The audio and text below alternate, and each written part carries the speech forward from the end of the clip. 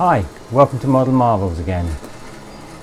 Here is our fully 3D printed airboat. Now, as you know, living next to the sea, we don't have any water near us. We do get lots of rain. This is obviously far too small to be used in the sea. And you'll see from the video, I took it out in the rain, perfect conditions, and it worked great, except for the fact I forgot to put the pins onto the battery cover and destroyed a load of stuff.